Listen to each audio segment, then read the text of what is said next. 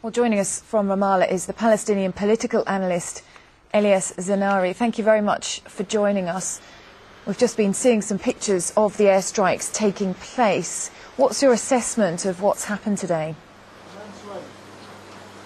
Well, this is exactly something that is not totally unexpectable, because I think the Israelis have sent quite a lot of messages about what kind of modus operandi they will adopt should the rocket attacks continue on the southern cities in Israel. I think, first of all, this escalation in Gaza is deplorable by all means, and I think there are two parties that are to be blamed for this kind of escalation.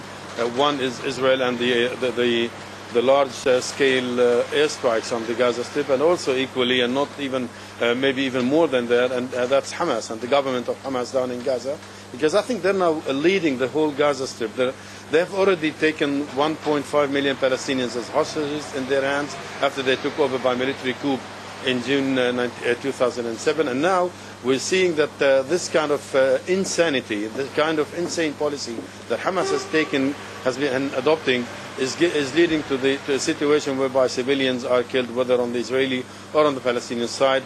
I think the biggest mistake Hamas leadership has done is not to value the current situation, and I think they should have learned the lesson from Lebanon, what happened in Lebanon. We all remember what Sheikh Hassan Nasrallah of Hezbollah said after the second war in Lebanon, when he said that had he known the level of Israel's response to the kidnapping of the two soldiers, he wouldn't have ordered the kidnapping from the beginning. And I think Hamas should have also thought about the kind of response that the Israelis will have in Gaza. I think now the people in Gaza are paying two prices at the same time. One, the price of being taken over by military means by Hamas, and the second, because of the insanity that Hamas has been using in terms of relations vis-à-vis Israel, and that's where they are being hit now by the Israelis. And with Hamas pledging to continue its attacks, and we have indeed heard that one Israeli woman has been killed today in retaliatory attacks by Hamas, what do you think will happen next?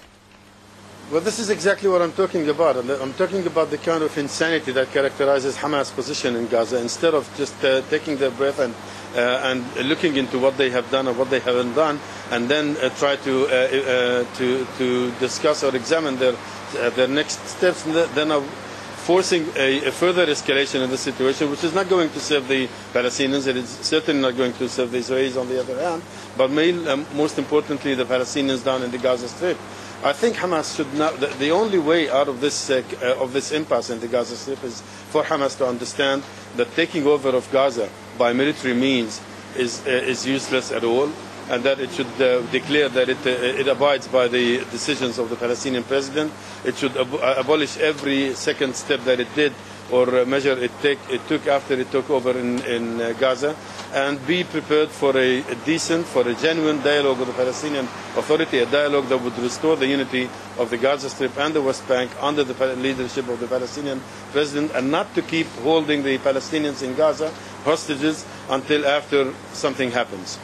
But how likely do you think that is to happen? It's very unlikely. Knowing Hamas and knowing the way they think, and knowing the kind of the very dark agenda they have, I think they couldn't. Hamas leadership doesn't care less about even if 1,000 or even 100,000 Palestinians are killed in the Gaza Strip, as long as their killing is going to serve the ultimate agenda of Hamas, which is to fortify the scenario of darkness, the agenda of darkness and destruction. Elias Zananiri, thank you very much for joining us. That's Elias Zananiri, who's a Palestinian political analyst, commenting on the ongoing situation.